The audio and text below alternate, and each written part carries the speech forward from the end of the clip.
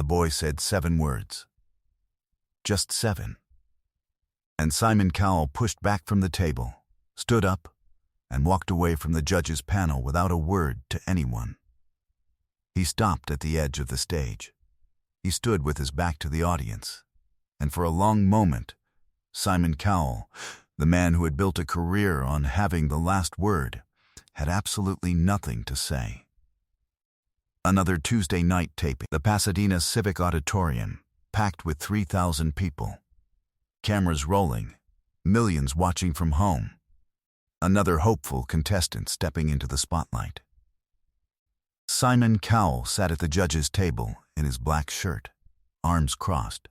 That expression of practiced skepticism settled into its familiar place. He had done this for 2 decades. He knew roughly what was coming. He was wrong. The boy who walked out that night was 14 years old. His name was Owen Daly. He was tall for his age and thin, with close-cropped dark hair and the kind of stillness about him that sometimes gets mistaken for shyness, but is actually something else. Something more like patience. He wore a plain white shirt tucked into dark trousers. He carried no prop, no instrument, no photograph. He stood at the center of the stage and waited for the noise to settle the way someone waits who is used to waiting. Terry Crews greeted him with that wide, warm smile. "Owen, welcome to America's Got Talent. How are you doing tonight?" "I'm all right," Owen said. "Thank you." "Where are you from?" "Originally from Cork, Ireland. We moved to Cincinnati when I was 6. The audience responded warmly to the accent. Simon's expression did not change. "And what are you going to do for us tonight?" Terry asked. "I'm going to sing," Owen said. "An old song. My mother used to sing it. She taught you this song?" Owen paused. Not long. A single breath. "She sang it around the house. I just learned it by hearing her." Terry smiled. "Is she here tonight?" Owen looked toward the audience. Then back. "No," he said, very evenly. "She passed away 14 months ago." The audience made that sound. The soft collective intake. The one that means we understand, and we are sorry and we don't know what else to do. Sofia Vergara pressed her fingertips to her lips. Heidi Klum set her pen down. Howie Mandel leaned back slowly, the way people do when they are recalibrating. Simon looked up. "I'm sorry," Terry said quietly. "She sounds like she was very important to you." "She was," Owen said. Then, after a pause, "She kept a secret her whole life. I found out what it was after she died. I need to tell it to someone in this room tonight." The audience shifted. Something changed in the air. Simon Cowell sat very still. "Owen," Terry said carefully, "who are you here to tell?" Owen looked past Terry, past the audience. He looked directly at Simon Cowell. He said 7 words. "You were kind to her once. She never forgot." The room went still, not quieter. Still, the kind of stillness that has weight to it, that presses against your chest. Simon stared at the boy. The boy looked back with that particular patience of his. Howie Mandel's eyebrows rose. Heidi Klum's hand went to her mouth. Sofia Vergara leaned so far forward that her chair scraped the floor. In 15 seasons, no one had watched Simon Cowell receive those words. No one had watched his face do what it was doing now. He set both palms flat on the table. He pushed his chair back. He stood. He walked around the judge's table, something he had never done in 15 seasons of this show, crossed to the edge of the stage, and stopped with his back partially to the audience. He stood there for a moment. Just stood. To understand what happened on that stage, you need to understand what happened 17 years earlier. The year was 2007. Simon Cowell was between seasons of 2 shows simultaneously, and the machinery of his professional life ran at a pitch that left very little room for anything outside of it. His days were scheduled to the half hour. His travel was constant. He moved through airports and hotels and television studios with the focused efficiency of someone who had decided, somewhere along the way, that feelings were a productivity problem. But there were cracks, small ones he didn't advertise. One of those cracks opened on a Thursday morning in November at Heathrow Airport, Terminal 5, departures level. Simon was waiting for a transatlantic flight that had been delayed by 2 hours. He was sitting in one of the business class lounges, working through a stack of audition recordings on a laptop, when he became aware of a woman sitting 3 seats away from him, who was crying. Not dramatically, not loudly, the kind of crying that tries very hard to be invisible, short breaths, face angled down, hands folded tight in her lap. Her name was Marie Daly. She was 34 years old. She was Irish.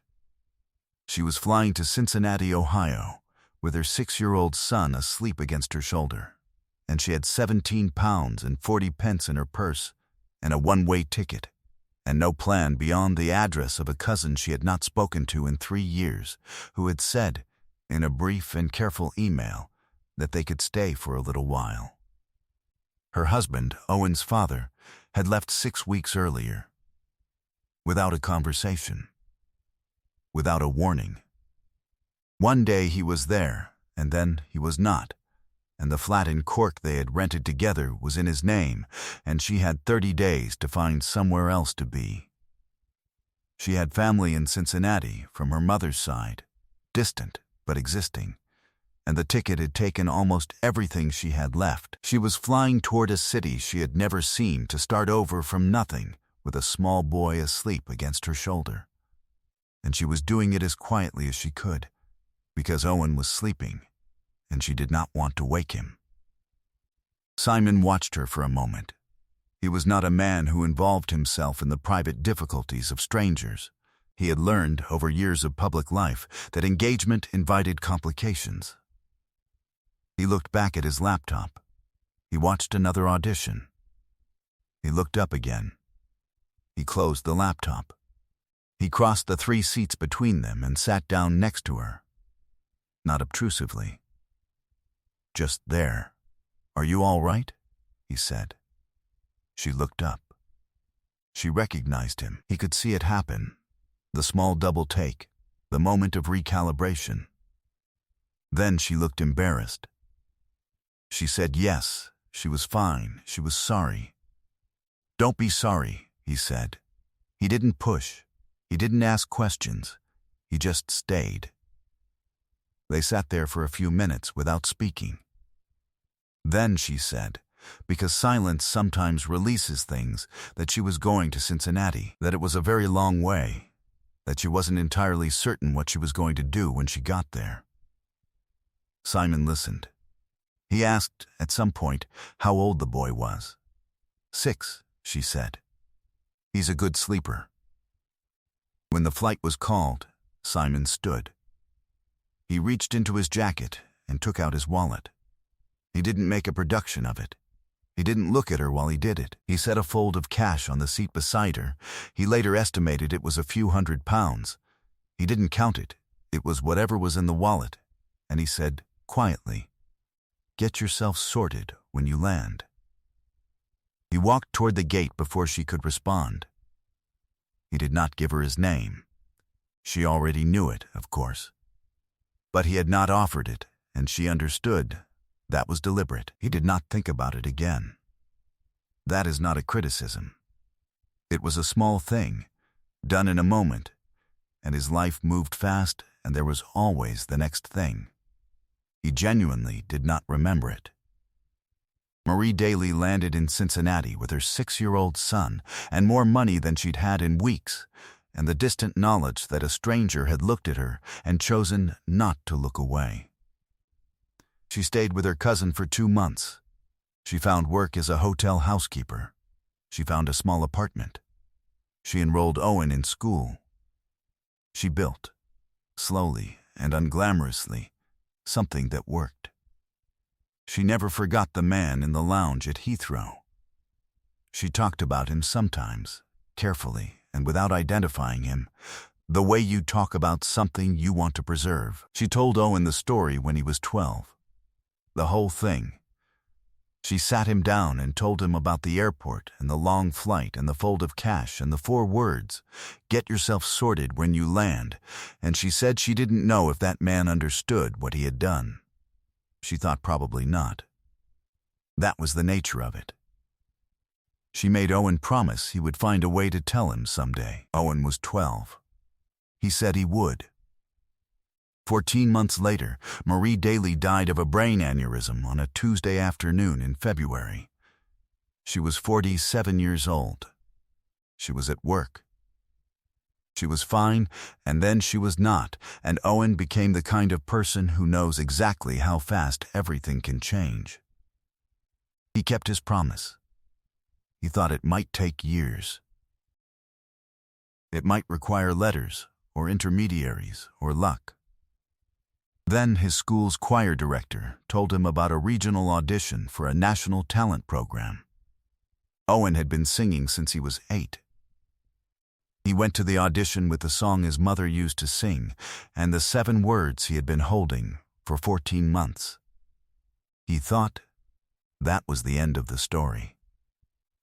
Until tonight, Simon Cowell turned around from the edge of the stage. His eyes were red. He was not trying to hide it. He looked at Owen Daly the way a man looks at something he thought was gone, not dramatically, not performatively, just directly, the way you look when you are suddenly required to be honest with yourself. He stepped up onto the stage. He walked to Owen. Owen stood exactly where he was, with that patience that looked like stillness. Simon stopped in front of him. "I don't remember it," Simon said. His voice was quiet, rough at the edges.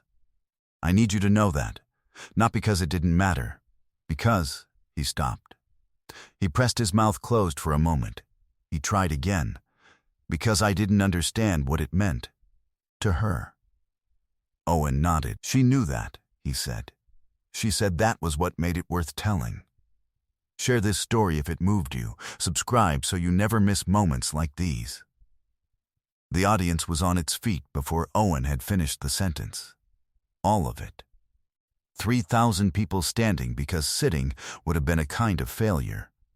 Sofia Vergara was crying openly, not trying to stop it. Heidi Klum had both hands over her face. Howie Mandel sat completely still with his head bowed.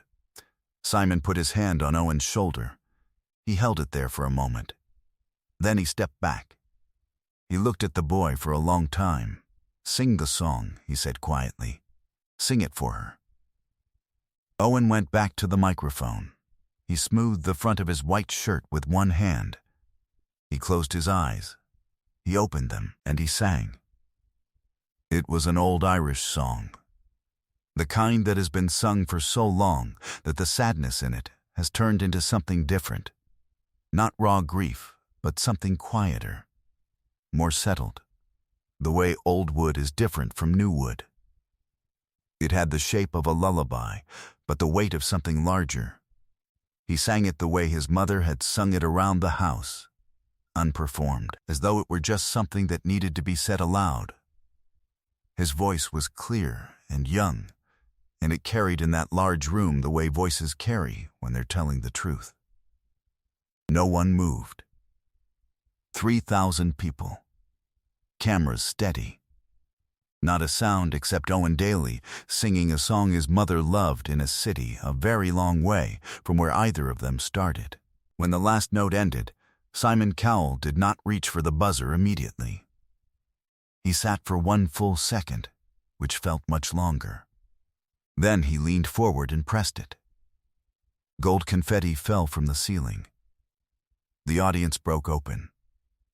Owen Daly stood in the center of the stage with his eyes still closed for 1 extra moment. And then he opened them and looked up at the falling gold, and something in his face eased. The way a face eases when it has finally put something down that it has been carrying a long time. In the days that followed, Simon's team reached out to Owen privately. Simon paid for Owen's voice training for the next 3 years. He didn't announce it. He didn't post about it. He asked only that someone let him know how Owen was getting on. He also, for the first time, started to remember. The lounge at Heathrow. A woman with a sleeping boy against her shoulder. A fold of cash. 4 words. He thinks about it differently now. About how much can hinge on a moment so small you don't notice you're in it. The greatest thing you can do for someone is refuse to look away, even when it costs you nothing, especially then.